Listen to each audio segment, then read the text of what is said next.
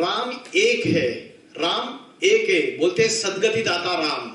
वो एक ही है, सृष्टि का आदि पुरुष, सृष्टि का प्रथम पुरुष, जिसने सारी सृष्टि की शुरुआत की, वो एक ही है।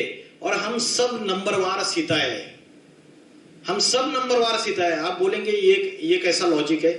हम सब नंबरवार इसलिए सीता है क्योंकि हम सारी की सारी रावण के चंगुल में फंस चुकी हुई है। और रावण क्या है? ये 5 विकार, काम क्रोध लोभ मोह अहंकार। तो सारी की सारी सीताएं उस शोक वाटिका में इन 5 विकारों के दलदल में फंसी हुई है, नंबरवार। कोई ज्यादा फंसा हुआ है, कोई कम फंसा हुआ है। लेकिन शिवलिंग का आकार ऐसे क्यों बनाया है? कभी सोचा? माता तो लेते हैं जाके शिवलिंग के सामने, लेकिन इसका आकार ऐसे क्यों बनाया? फाती देने के ऊपर जैसा इसको हाथ डाला, मुंह क्यों नहीं है? शास्त्रों में बोला, बिनु बगल चले सुने बिन कारा, कर बिना धर्म करे बिन नाना। बिनु पकड़ मतलब मुझे पैर नहीं है, लेकिन फिर भी मैं चल सकता हूँ। मुझे हाथ नहीं है, लेकिन मैं सारे कर्म कर सकता हूँ। आनंद नहीं तो सकल रस होगी, आनंद में मुख के बिना मैं सकल रसों का भूता हूँ। विनु वाणी वक्तावर जूनी, तो परमात्मा जो बिल्कुल निराकार है, जो जन्म मरण के चक्कर से न्यारा है। तो शिव शंकर भोलेनाथ का जब आपने चित्र देखा, तो चित्र में दिखाया कि शंकर की जटा से गंगा निकली।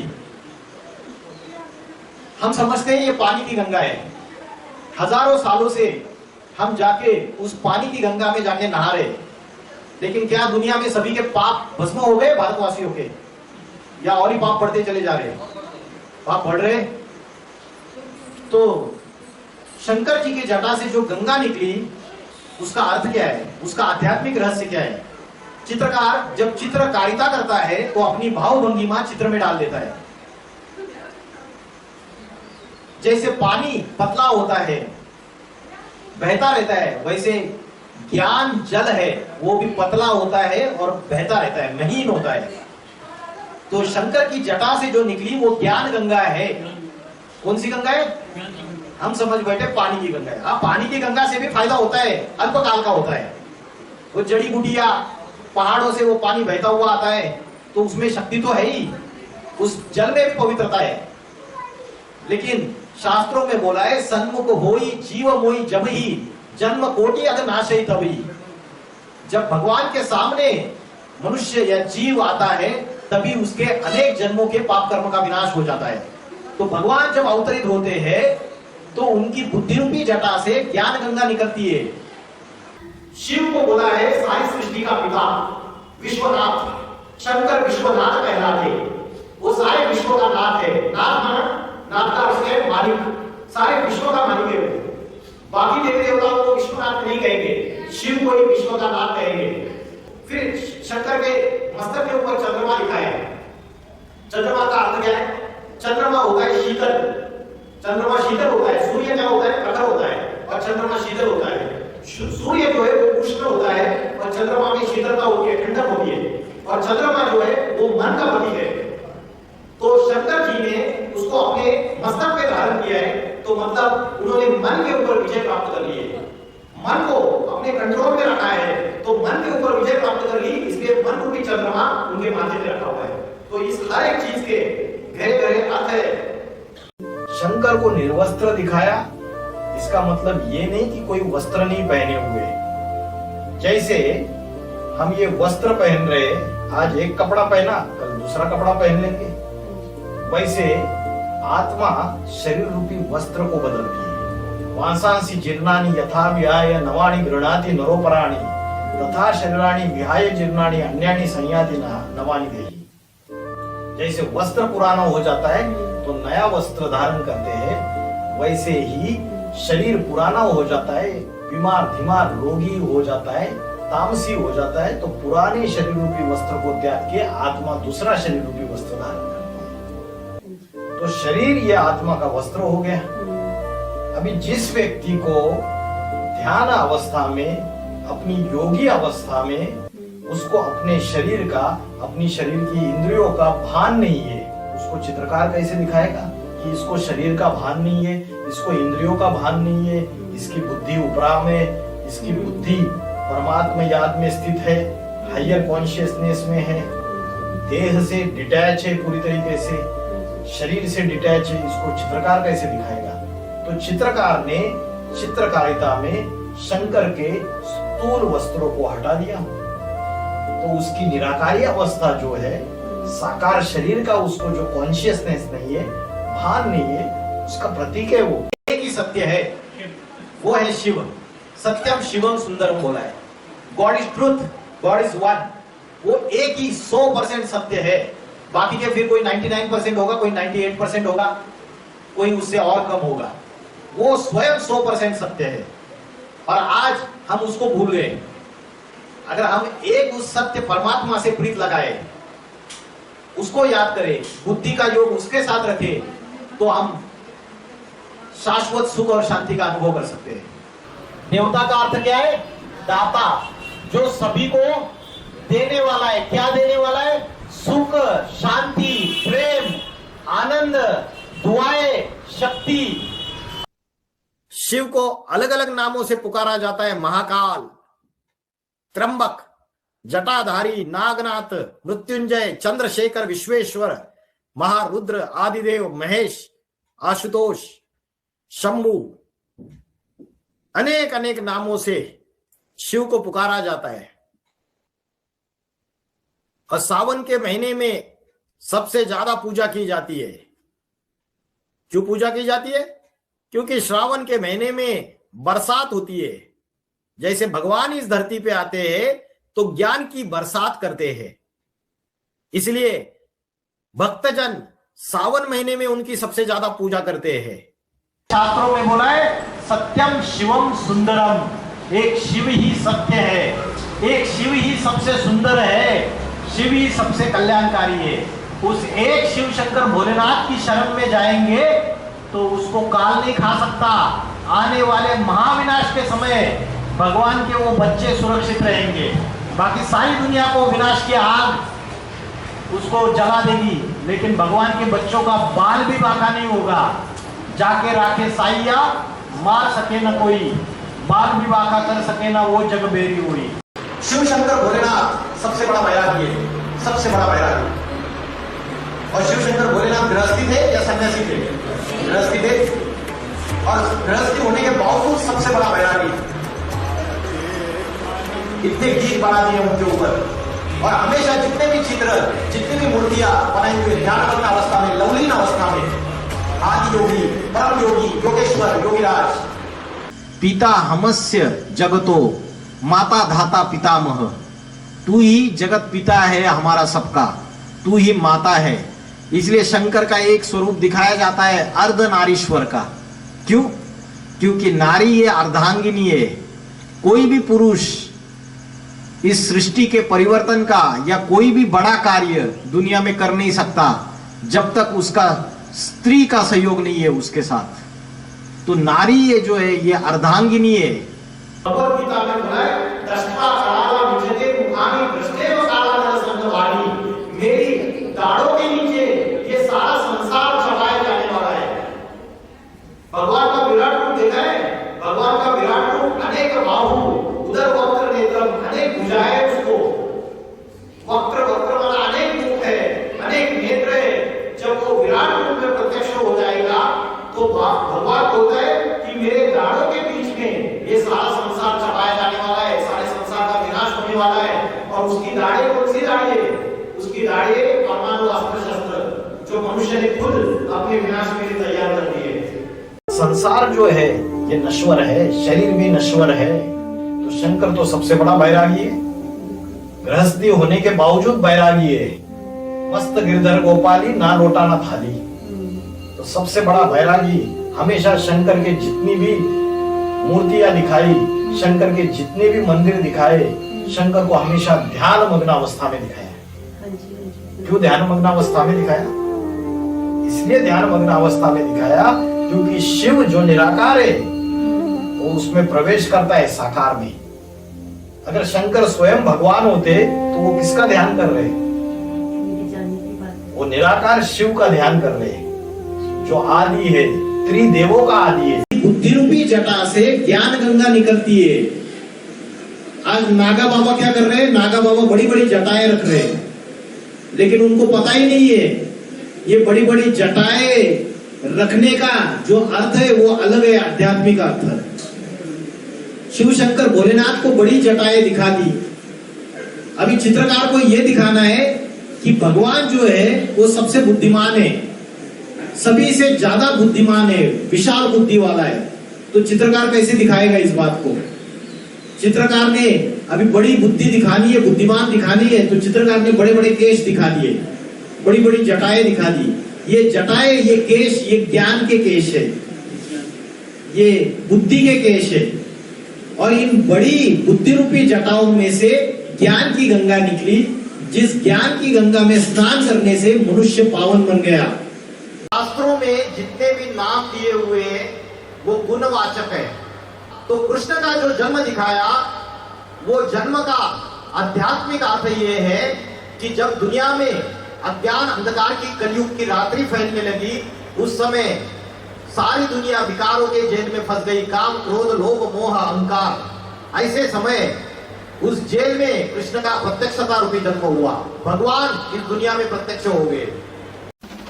द्वापर युग के शुरुआत में एक शिवलिंग की पूजा होती थी, और राजस्थान में आज भी आप जाएंगे तो वहां एकलिंग स्वामी जी बोलते हैं, और एकलिंग स्वामी की पूजा होती है। राजपूतों को तो नारा है जय एकलिंग जी।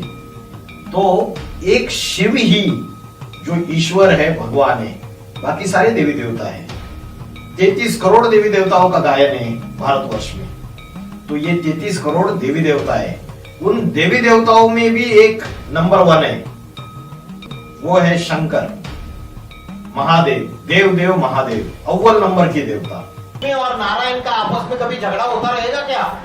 दोनों के संस्कार आपस में मिले हुए। लक्ष्मी नारायण मतलब दोनों के संस्कार ऐसे मिले हुए कि जीवन में वाइब्रेशन मात्र भी एक दूसरे के प्रति विशुद्ध पवित्र प्रेम में। हमारे सबके जो जन्म होते हैं वो माँ के गर्भ से होते हैं, लेकिन भगवान का जन्म माँ के गर्भ से नहीं होता है। श्रीमद् भगवद गीता में बोला मैं अजन्मा हूँ। मैं क्या हूँ? अजन्मा हूँ, अगर्भा हूँ, किसी माँ के कोख से जन्म नहीं लेता। शिव शंकर भोलेनाथ को कोई माता पिता दिखाया है कभी? शास्त्रों में कभी सुना है शिव शंकर भोलेनाथ के माता पिता?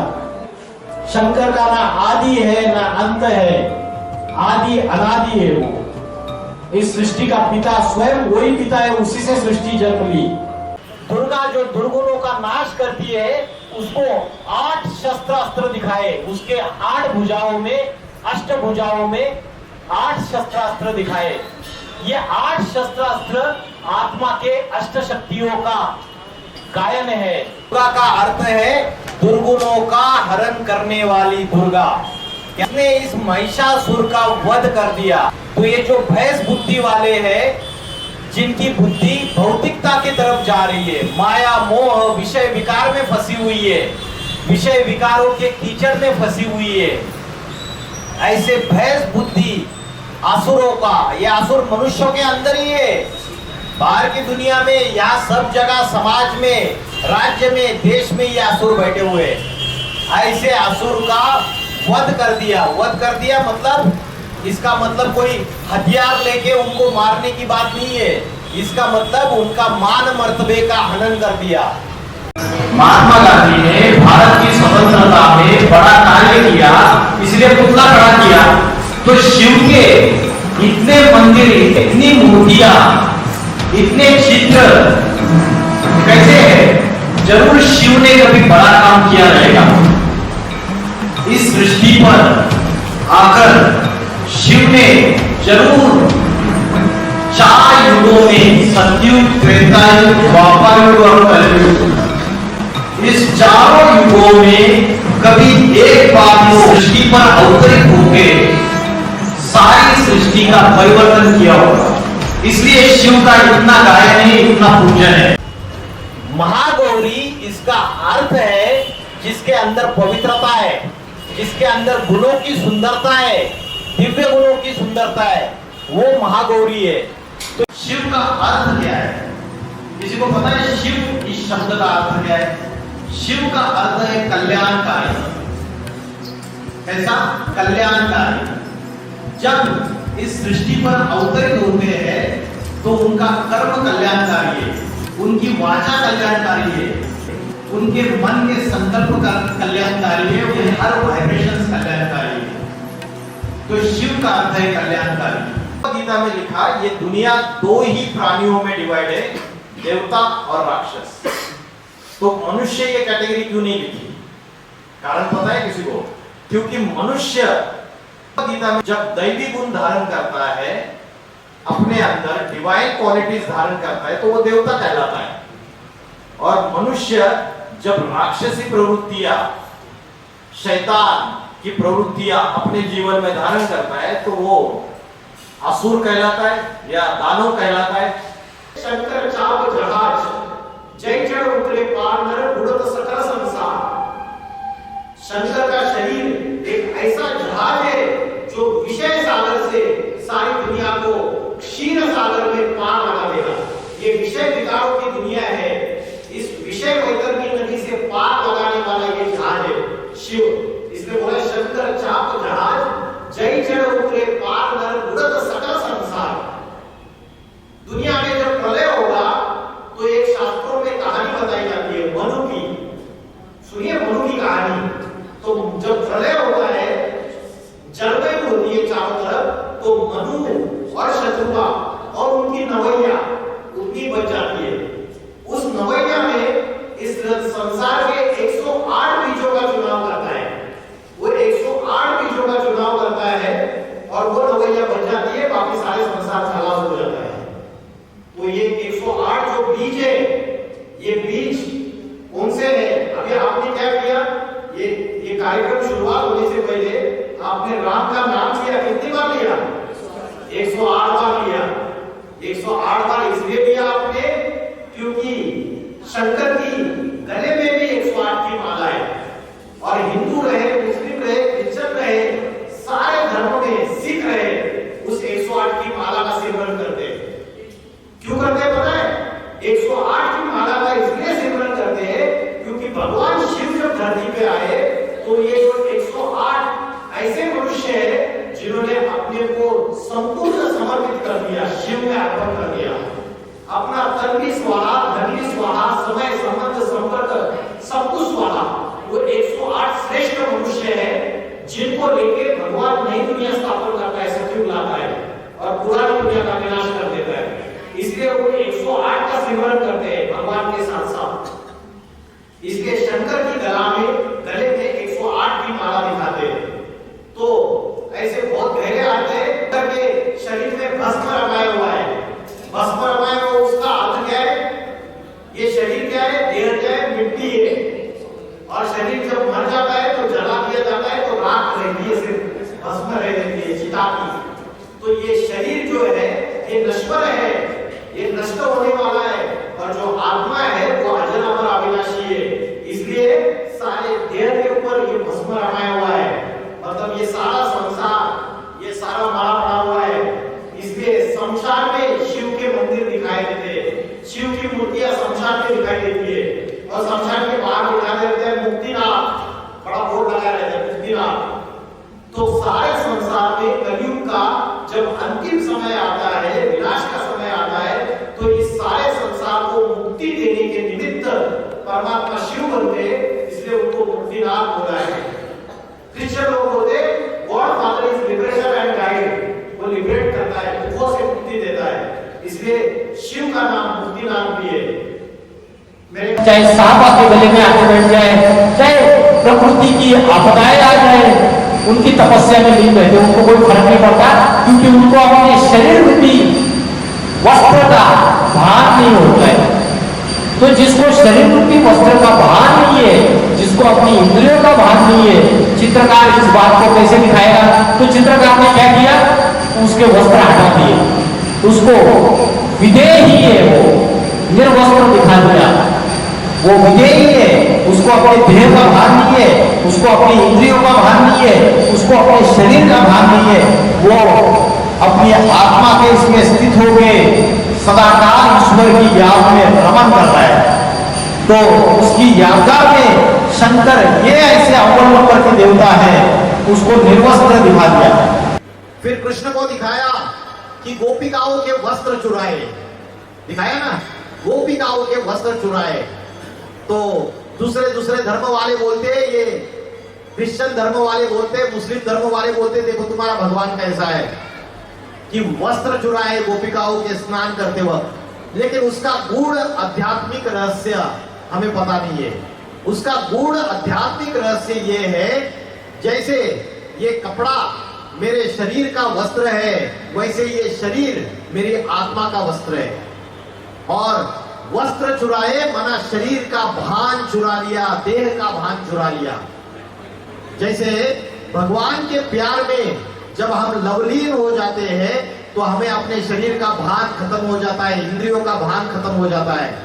तो भगवान ने जब आए तो उन्होंने ऐसा ज्ञान सुनाया, ऐसी मुरली बजाई। मुरली बजाना माना ज्ञान का गीत सुनाना। कोई काठ की मुरली नहीं है। काठ की मुरली में से जैसे सुर निकलते हैं, तो भगवान आके ज्ञान के सुर निकालता है, आध्यात्मिक ज्ञान सुनाता है। और उस आध्यात्मिक ज्ञान से आत्मा रूपी गोपियां अपने शरीर के भान को भूल जाती थी, अपने देह के भान को भूल जाती थी और परमात्मा की याद में, उसके प्रेम में रमन करती थी। तो ये मुरली चलाना, वस्त्र चुराना, इसके आध्यात्मिक गहरे अर्थ है जिसको हम आज भूल चुके हैं। उसके बाद कृष्ण को दिखाया कि कालिया नाग के ऊपर उन्होंने डांस किया। उसको 5 फन दिखाए, कालिया नाग को 5 ही क्यों दिखाए? क्योंकि सर्प जो होता है, नाग जो होता है, वो विषैला होता है और सबसे बड़ा विष है काम वासना, विषय वासना, हवस जिसको बोलते हैं लस्ट, ये सबसे बड़ा विष है। काम, क्रोध, लालच, मोह और अहंकार, ये 5 विषय विकार जो है, ये 5 विषय विकार रूपी जो सर्प है, उसके ऊपर डांस किया। उसके ऊपर डांस किया मतलब उसके ऊपर विजय प्राप्त कर ली। तो 5 विषय विकारों के ऊपर विजय प्राप्त करना, इसलिए शास्त्रों में कथा दिखाई कि कालिया नाग को 5 फन थे और उसके ऊपर कृष्ण ने डांस किया। हम उसके आध्यात्मिक अर्थ को समझ नहीं पाए।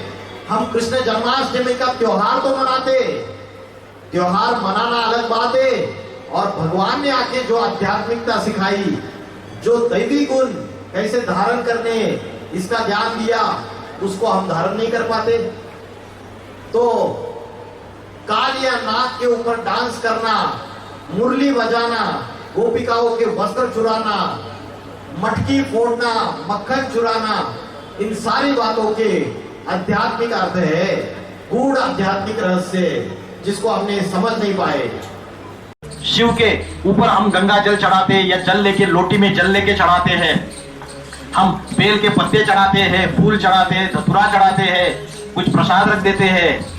तो उससे भी सबसे बड़ी चीज क्या है? उससे सबसे बड़ी चीज है समर्पण। ये तन, ये धन, ये समय, संबंध, संपर्क, हमारा मन सारा ईश्वर के लिए, उसके लिए अर्पण में हो जाए। जैसे देश का सिपाही है, देश में जो रक्षा करने वाले जो मिलिट्री के लोग हैं, फौजी, वो समर्पित हो जाते हैं ना देश के लिए, अपना पूरा समय जाते हैं उधर बॉर्डर पे जाके युद्ध लड़ते हैं, अपनी जान की भी परवाह नहीं करते।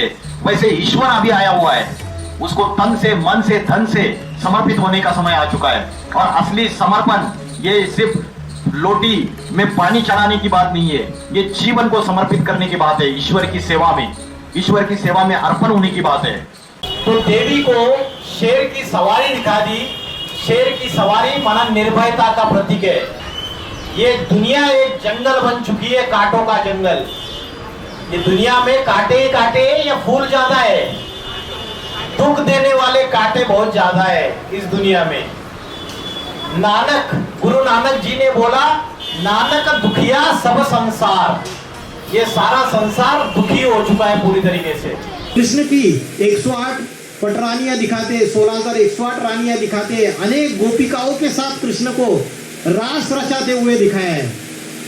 तो ये दूसरे धर्म वाले ग्लानि करते हैं, देखो आपका कैसा ईश्वर है, देखो आपका कैसा देवता है, कि कैसे कैसे वास्तविक रीत्या रास रचना, रास मिलाना माना संस्कार मिलाना, निस्वार्थ प्रेम से उन सभी के साथ संस्कार मिलाता था परमात्मा। जब वो इस सृष्टि पे आता है तो उसके जो बच्चे हैं उनके साथ वो संस्कार मिलाता है, तो उनको कहा है गोप गोपिकाएं। इसके लिए शास्त्रों में बोला है अतीन्द्रिय सुख पूछना है तो गोप गोपिकाओं से पूछो। कौन सा सुख? अतीन्द्रिय। अतीन्द्रिय माना इंद्रियों से परे। अभी हम कौन सा सुख भोग रहे? सभी इंद्रियों का सुख भोग रहे, इंद्रियों के सुख में ही रमन करते हैं। कृष्ण की जो अलग अलग लीलाएं दिखाए, उसमें कृष्ण को दिखाया कि कृष्ण ने मक्खन चुराया। मक्खन चुराया तो बताइए, जो भगवान है वो मक्खन चुराएगा तो उसका भी गूढ़ आध्यात्मिक रहस्य है। मक्खन का गोला मतलब आध्यात्मिक ज्ञान, ऐसा ज्ञान जो अध्यात्म से, आत्मा से संबंधित है, अध्यात्म ज्ञान। उस आध्यात्मिक ज्ञान को परमात्मा ने मनन चिंतन मंथन से सारी दुनिया को बांटा। ये मक्खन का गोला है। और दूसरी बात बताई कि मटकी फोड़ी, तो ये मटकी माना ये बुद्धि रूपी मटका है। ये बुद्धि रूपी मटके में अहंकार भरा हुआ है, देह का अहंकार बना हुआ है, शरीर का भान है, इंद्रियों का भान है। तो हमारे देह का अहंकार की मटकी तोड़ने का काम भगवान ने किया। भगवान ने आके आत्मा का ज्ञान सुनाया। कृष्ण की और भी लीलाएं दिखाई। गोवर्धन पहाड़ को उठाया। ये गोवर्धन पहाड़ उठाया, इसका मतलब पहाड़ जैसा बड़ा काम करना। कौन सा बड़ा काम है? पापी कलयुग को पावन सतयुग में परिवर्तित करना। आज दुनिया में जो पापाचार, अत्याचार, दुख, अशांति बढ़ती चली जा रही है, पापी कलयुग का विनाश और पावन सतयुग की शुरुआत, ये बड़ा पहाड़ उठाने जैसा काम है। और ये बड़ा काम गोवर्धन, गोवर्धन पर्वत। गौ मतलब गाय। कृष्ण को बोला गोपाल, तो ये सिर्फ जानवर गाय की बात नहीं है। भारत की जो कन्या माताएं हैं, भारत की जो स्त्रियां हैं, भारत की जो नारी है, ये भी गाय जैसी गरीब स्वभाव वाली होती है। जैसे गाय एक खूंटे से बंधी हुई रहती है, वैसे ही भारत की नारी जो होती है, जब तक पिता के संरक्षण में है तो पिता के संरक्षण में जीवन बिताती है। जब शादी हो जाती है तो पति के कंट्रोल में रहती है। तो कृष्ण ने जो गाय चराई, तो हम समझते ये जानवर गाय जो एनिमल है उसको चराया। ये कन्या माता रूपी हमारी माताएं बहनें जो है, जिनके अंदर एक शक्ति है भारत की नारी के अंदर, वो है पवित्रता की शक्ति। उस पवित्रता की शक्ति को जब परमात्मा आते उस पवित्रता की शक्ति को जागरूक करते हैं और उनके द्वारा ये पापी कलयुग को पावन सतयुग में, स्वर्ग की दुनिया में परिवर्तित करने का काम करते हैं। इसलिए बोला है यत्र नार्यस्तु पूजन्ते रमन्ते तत्र देवता। जहां नारी की पूजा होती है वहां देवताओं का वास होता है। तो भारत की नारी जो है वो शिव शक्ति अवतार है। उनके द्वारा जब भगवान आते तो गौओं की पालना करते, मतलब उन कन्या माताओं की पवित्रता को जागरूक करके उनके द्वारा आध्यात्मिक ज्ञान सुनाते हैं, आध्यात्मिक ज्ञान बांटते हैं। कृष्ण के माथे पे मोर का मुकुट दिखाया, मोर पीस का। मोर का ही क्यों दिखाया? क्योंकि मोर ये ऐसा पक्षी है जो पवित्रता का सूचक है। बोलते हैं मोर को जो समता, मोरनी को जो गर्व रहता है, कहते हैं कि मोर जब नाचता है उसके आंख से जो आंसू गिरते हैं उस आंसुओं को पीती है मोरनी और उसको गर्व रहता है। मतलब मोर ये ऐसा पक्षी है जो पवित्रता का सूचक है, एक ही ऐसा पक्षी है। इसलिए भगवान को दिखाते हैं मुकुट पे मोर पीस धारण किया हुआ। कृष्ण के अनेक अनेक रूप दिखा दिए, बच्चे के रूप में दिखा दिया, प्रेमी के रूप में दिखा दिया, लवर, और सखा के रूप में भी दिखा दिया, और गाइड के रूप में भी दिखा दिया। इसलिए क्रिश्चियन लोग भी बोलते हैं God father is liberator and guide. उनको पूछो कि भगवान ने लिबरेट कब किया, कब मुक्ति दी और कब गाइड किया, तो उनके पास कोई जवाब नहीं है। भगवान स्वयं टीचर बन के, सद्गुरु बन के आता है और गाइड करता है सारे मनुष्य आत्माओं को। तो अभी का वर्तमान समय है, इसलिए बोला है गुरुर ब्रह्मा गुरुर विष्णु गुरुर देवो महेश्वर, गुरु साक्षात परब्रह्म। वो स्वयं गुरु सद्गुरु बनकर आता है, परब्रह्म बनकर आता है, ऐसा महासुदर्शन चक्र चलाता है। ये जो महासुदर्शन चक्र दिखाया, ये कोई अस्त्र शस्त्र नहीं है, ये आत्मा का दर्शन है, आत्मा के अनेक जन्मों के चक्र का दर्शन है। मनुष्य ने, आत्मा ने अनेक जन्म लिए, उसमें अनेक जन्मों में पुण्य कर्म किए, पाप कर्म किए। किसी जन्म में वो राजा बना, किसी जन्म में रानी बना, किसी जन्म में महामंत्री बना, किसी जन्म में प्रजा बना, किसी जन्म में साहूकार बना। तो अनेक आत्मा के जन्मों का जो चक्र है, उसका ज्ञान स्वयं परमात्मा आके सुनाते हैं। अभी कृष्ण का एक चित्र ऐसे दिखाते कि कृष्ण ने अपने दाहिने हाथ में स्वर्ग का गोला दिखाया है। ये स्वर्ग का गोला मतलब पुरानी दुनिया, ये पापी कलयुगी दुनिया खत्म होने वाली है और नई दुनिया, स्वर्ग की दुनिया, राम राज्य आने वाला है। और उसके बाएं पैर से नरक की दुनिया को लात मार रहा है। अगर आप बाएं पैर के पीछे देखेंगे तो नरक की दुनिया को लात मार रहा है। तो ये पापी कलयुग की दुनिया को बुद्धि से निकाल देना और जो नई दुनिया आने वाली है, जिसमें परमात्मा के सेल्फ रियलाइजेशन का, आत्मा का ज्ञान सुनाता है।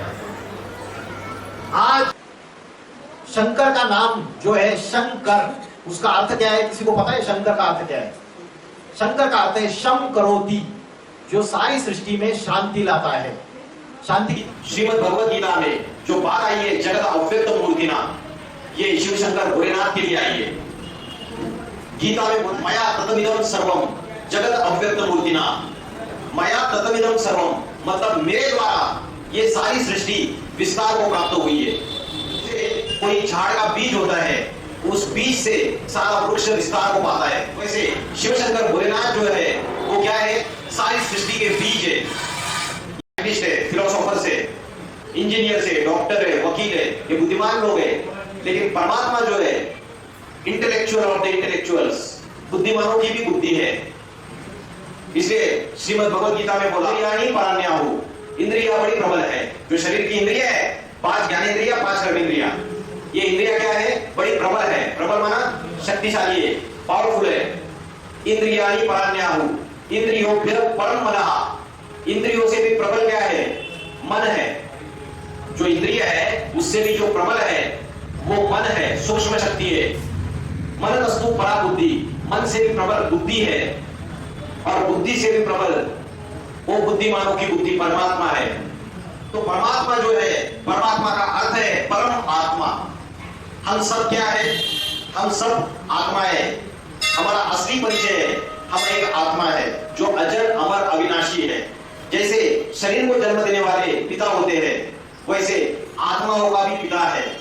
आत्माओं का जो पिता है उसको कहते हैं परम पिता परमात्मा। परम का अर्थ है श्रेष्ठ, जो सभी आत्माओं में सर्वश्रेष्ठ है, हाईएस्ट सोल है, जिसको हम बोलते हैं गॉड, जिसको हम बोलते हैं अल्लाह, खुदा, शिव या ईश्वर, अलग अलग नामों से पुकारते हैं। शंकर के गले में सर्प दिखाया हुआ है। गले में जो सर्प दिखाया है, तो सर्प में क्या होता है? सर्प में विष होता है। तो परमात्मा शिव शंकर भोलेनाथ जब इस सृष्टि पर अति साधारण मनुष्य शरीर में अवतरित होते हैं, तब ये सारी दुनिया कलयुग के अंत में विषय विकारी बन चुकी है, 5 विकारों के अधीन हो चुकी है। काम, क्रोध, लोभ, मोह, अहंकार, ये 5 विषय विकारों के सर्प है।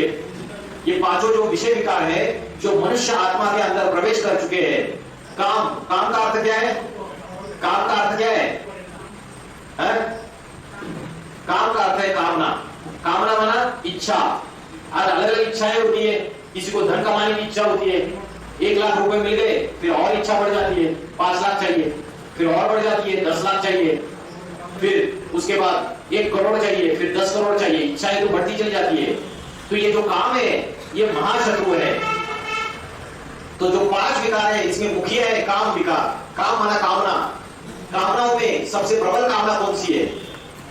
कामनाओं में सबसे प्रबल कामना है विषय वासना। तो काम, उसके बाद है क्रोध। जब कामना की पूर्ति नहीं होती है, जब इच्छा की पूर्ति नहीं होती है, तो क्या आता है? जब कोई इच्छा है उसकी पूर्ति नहीं होती है तो क्या आता है? क्रोध आता है। श्रीमद् भगवद गीता में बोला है कामानि जायते क्रोधा, काम से क्रोध उत्पन्न होता है। क्रोधानि भवति सम्मोहा, क्रोध से मोह उत्पन्न होता है। सम्मोहात बुद्धिनाशा, उससे बुद्धि का नाश होता है। बुद्धिनाशात प्रणश्यन्ति, उससे प्राणों का नाश होता है। तो ये जो काम, क्रोध, लोभ, मोह, अहंकार, ये विषय विकारों के सर्प है। क्या है? ये सर्प है। और शंकर जी ने क्या कर दिए? उनको अपने गले में धारण कर लिया। तो जो मनुष्य है जो इस विषय विकारों के अधीन हो गए, काम विकार, क्रोध विकार, लोभ विकार, मोह विकार, अहंकार, तो ऐसे विषय विकारी मनुष्य को किसी दूसरे लोगों के पास आए तो वो तो दूर ढकेल देते हैं, भाग जाए इधर से। लेकिन भगवान क्या है? वो तो पतितों को पावन बनाने वाला है। कितना भी कोई महाकामी, महापापी हो, उसका भी उद्धार कर देता है। अगर वो अव्यभिचारी भाव से उस परमात्मा को याद करता है या उस परमात्मा की भक्ति करता है, उसकी उपासना करता है, तो कितना भी महापापी, महाकामी क्यों ना हो, उसकी नवैया वो तार देता है, उसका तारण कर देता है।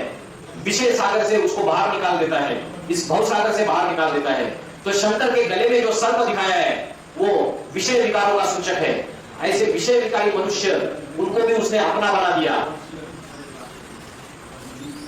शंकर को दिखाया हुआ है कि शंकर के हाथ में त्रिशूल दिखाया है।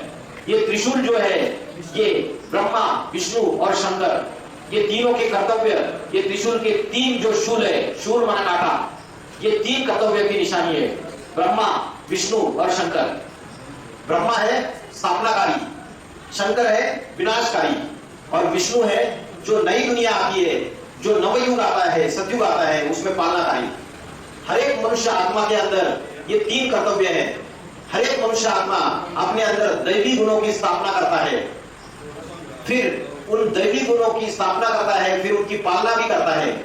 और जो राक्षसी वृत्ति है, जो राक्षसी गुण है, अवगुण है, दुर्गुण है, उनका विनाश करता है।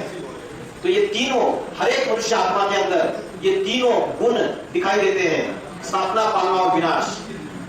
इसका सूचक है ये त्रिशूल, उसके 3 कांटे, कि परमात्मा इस सृष्टि पर अवतरित होकर इस सारी सृष्टि में सद्गति देते हैं, टीचर बन के आते हैं, परम शिक्षक बन के आते हैं। शास्त्रों में बोला है गुरु ब्रह्मा, गुरु विष्णु, गुरु देवो महेश्वर, गुरु साक्षात परब्रह्म तस्मै श्री गुरुवे नमः। तो वो गुरुओं का भी गुरु है, सबसे बड़ा महान गुरु सदगुरु है, जिसके लिए आपने देखा रहेगा एक चित्र में शिव शंकर भोलेनाथ को दिखाया है और सारे जितने भी सप्तर्षि है वो उनसे पढ़ाई पढ़ रहे हैं। तो भगवान ने आके, शिव शंकर भोलेनाथ ने आके कभी इस सृष्टि के ऊपर पढ़ाई पढ़ाई है, हमको राजयोग की शिक्षा दी है, हमको ऐसा आध्यात्मिक ज्ञान सुनाया है जिससे हमारे आत्मा के अंदर के 5 विकार भस्म हो गए। शिव को हमेशा दिखाया कैलाश पर्वत पे दिखाया हुआ है। तो कैलाश पर्वत, हिमालय में कोई पर्वत है वहां बैठे हुए क्या? ये तो कवियों की कविता है। इसका मूल आध्यात्मिक रहस्य है। जो परमात्मा है वो परमात्मा ऊंची स्टेज में है, ऊंची अवस्था में है, उससे ऊंचे दुनिया की मोह माया, इससे बुद्धि उनकी फंसी हुई नहीं है। इसलिए कैलाश पर्वत जैसे हिमालय में ऊंचा दिखाया हुआ है, इसलिए दिखाते हैं कि भगवान शिव कैलाश में वास करते हैं। वो कैलाश में वास नहीं करते, ऐसा कोई जगह नहीं है, वो ऊंची अवस्था में बैठे हुए हैं। आज तो दुनिया में अशांति फैल रही है, तो ऐसे समय शिव को आना पड़ता है। भारत के लोग भगवान शिव को मुक्तेश्वर और पाप कटेश्वर मानते हैं। महाशिवरात्रि के त्योहार में व्रत करते, जागरण करते हैं। तो ये जो व्रत है इसमें क्या करते हैं? हम खाना नहीं खाते, निर्जल, पानी भी नहीं पीते, पूरा उपवास कर लेते हैं। लेकिन उसका भी आध्यात्मिक अर्थ है। उपवास, उपवास, उप माना उपराम, उपराम माना ऊपर, और उपरा में परमात्मा, सबसे ऊपर है परमात्मा। उस परमात्मा के नजदीक रहना, वास माना नजदीक रहना, उस परमात्मा के समीप रहना, उसको कहते हैं उपवास। तो अगर उस दिन हम खाना नहीं खा रहे, पानी नहीं पी रहे और दूसरों को वाचा से, अपनी वाणी से कटु शब्द बोल रहे, गालियां दे रहे, तो उसको उपवास कहेंगे? परमात्मा के नजदीक रहना कहेंगे उसको? उस दिन मन से हम किसी के प्रति गंदे विचार कर रहे, निगेटिव संकल्प कर रहे, किसी को बद्दुआएं दे रहे, पाप कर्म कर रहे, तो उसको उपवास नहीं कहेंगे। मन की भी पवित्रता, वाणी की भी पवित्रता और कर्मों की पवित्रता, ये असली व्रत है, ये असली उपवास है, जिससे परमात्मा के नजदीक रहा जा सकता है।